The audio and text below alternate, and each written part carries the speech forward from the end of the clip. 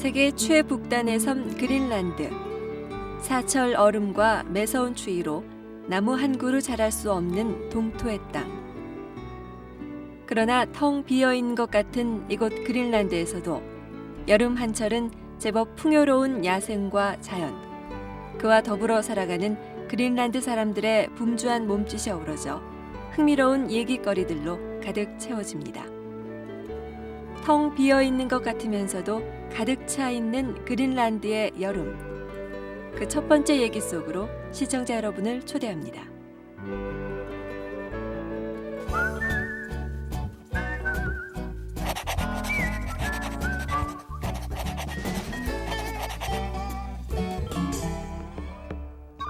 지구 최북단에 자리 잡은 섬 그린란드의 면적은 216만 5,600 평방킬로미터.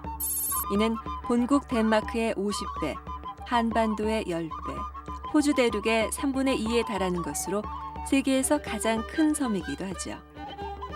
그린란드의 남북 길이가 노르웨이 수도 오슬로와 아프리카 사하라 사막까지의 길이와 같다면 그 크기가 짐작이 갈까요? 그린란드의 85% 이상은 1년 내내 내륙 얼음으로 덮여 있어 인간의 거주가 불가능한 상황. 현재 5만 6천 명의 그린란드 사람들이 주로 남서부 해안가를 따라 분산돼 살고 있습니다.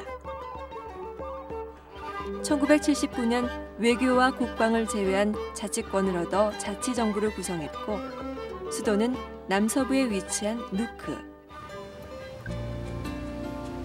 1985년엔 독자적인 국기도 도입해 그린란드 안에서도 종주국인 덴마크 국기를 찾아보기가 어렵죠. 국기의 붉은색은 백야의 태양을 의미하며 하얀색은 얼음을 뜻한다고 합니다.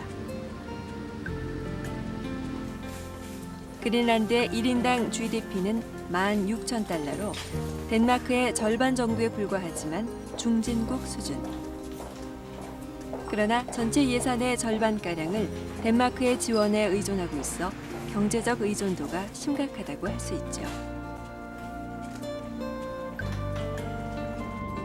그린란드는 기후적 특성 때문에 수산업 이외에 농업이나 공업 기반이 전무하다시피 하고 도시간 도로망 설치도 불가능해 쌍발 비행기가 유일한 이동수단입니다.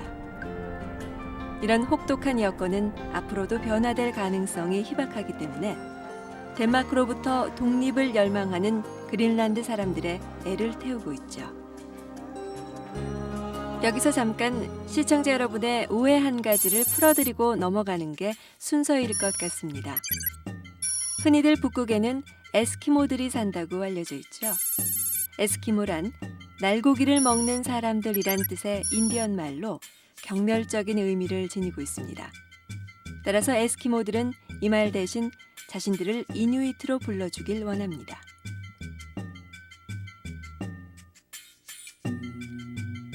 이누이트는 몽골계 종족으로 중키의 단단한 체구, 비교적 큰 머리와 넓고 평평한 얼굴을 특징으로 합니다. 이들은 손발 크기나 다른 신체적 특징 면에서 아메리카 인디언들과는 뚜렷한 차이가 있고 인디언에겐 전혀 없는 B형 혈액형 보유자가 많고 대머리가 없습니다. 그렇다면 현재 그린란드엔 여러분이 생각하시는 그런 이누이트가 살고 있을까요? 답은 그렇지 않다입니다. 다시 말씀드리면 지금 그린란드엔 엄밀한 의미의 이누이트는 존재하지 않습니다. 이 말을 이해하기 위해선 약간의 역사적인 지식이 필요합니다. 이누이트는 적어도 5,000년 동안 시베리아 북부, 알래스카와 캐나다 북부, 그리고 그린란드에 흩어져 살았습니다. 그들은 유럽인들과는 다른 독자적인 혈통과 문화를 가지고 있었습니다. 그러나 러시아, 미국, 캐나다, 덴마크 등 유럽인들이 이누이트 영역에 파고들면서 대규모로 혼혈이 진행됐습니다. 덴마크가 본격적으로 그린란드를 식민지로 개척하기 시작한 것은 1721년. 이후 300년 동안 그린란드에선 이누이트와 덴마크 사람들 사이에 여러 세대에 걸친 로맨스가 이루어졌죠. 그 결과 새로운 혼혈 인종의 탄생을 가져왔습니다. 덴마크 사람도 아니고 이누이트도 아닌 제3의 인종. 이들은 그린란더, 즉 그린란드 사람이란 신조어로 불려집니다. 물론 순수 혈통을 간직하고 있는 이누이트가 전혀 없는 건 아니지만 그린란드 인구의 90% 이상은 그린란더고 앞으로 시간이 지날수록 이누이트는 과거에 존재했던 인종으로 지구상에서 영원히 사라지겠죠.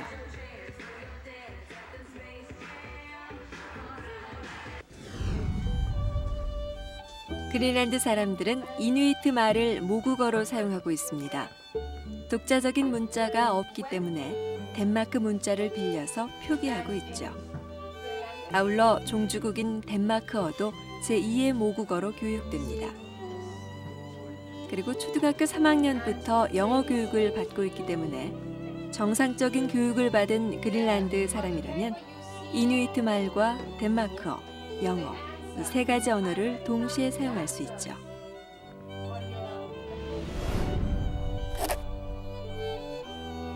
그러나 최근 독립에 대한 열망이 높아지면서 모든 공식적인 표기에서 덴마크 말보다 이누이트 말을 우선시하는 경향이 늘어가고 있습니다.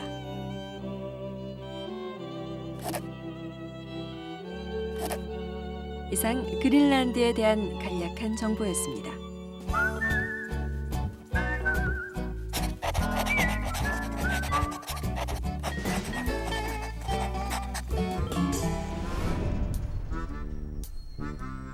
지금부터 본격적인 그린란드의 여름 얘기 시작해 볼까요? 제작진이 가장 먼저 찾아간 곳은 그린란드 남부의 관문인 나르사수아크. 나르사수아크는 이누이트어로 커다란 평야를 뜻하는 말입니다. 대개 가파른 산등성이들이 많은 그린란드에선 드물게 널따란 평원이 펼쳐져 있기 때문에 이곳에 공항이 생긴 것은 자연스러운 일이었죠. 재미있는 사실은 이 공항을 만든 건 그린란드의 종주국 덴마크가 아니라 미국이란 사실입니다. 1940년 히틀러가 덴마크를 점령하자 덴마크는 그린란드의 안보권을 미국에 넘겨버립니다.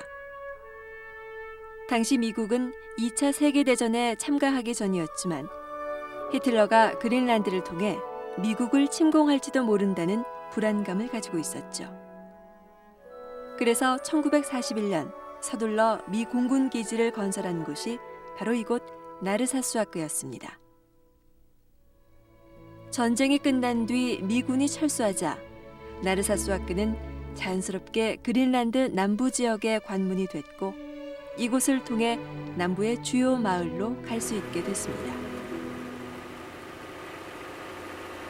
우리가 이곳을 첫 번째 방문지로 선택한 이유는 나르사수아크 공항과 배로 10분 거리에 있는 까시아수크 목장을 방문하기 위해서였습니다.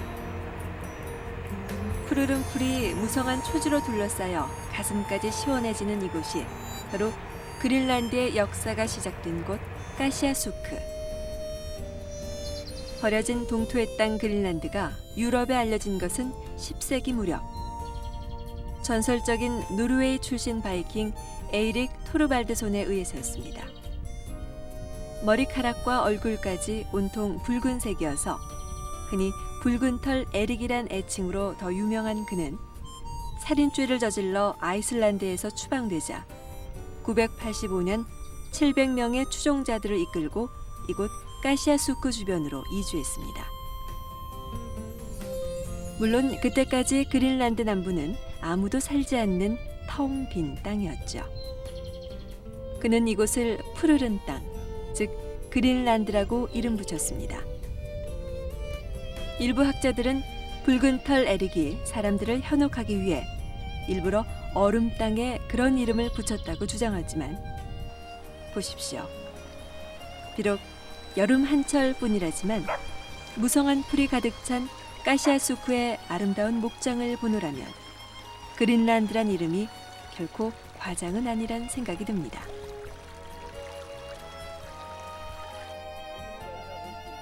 까시아수쿠에는 천년 전 붉은 털 에릭이 살던 집과 교회가 10세기 노르웨이식 디자인으로 복원돼 관광객들을 맞이하고 있습니다. 당시 바이킹들은 비록 노르웨이에서 2,400km나 떨어진 곳에 거주하고 있었지만 이곳 그린란드에 성당을 지었고 고대 노르웨이어로 글을 썼으며 유럽의 최신 유행을 따라 옷을 입고 가축과 농사를 지었습니다. 또한 중세 유럽과 같은 봉건 계급 사회를 형성했죠. 영주는 따로 마련된 침실에서 지냈고 농노들은 한 방에 엉켜서 자야 했습니다. 양털로 실을 잡기 위해 내실 한가운데 마련된 대형 물레,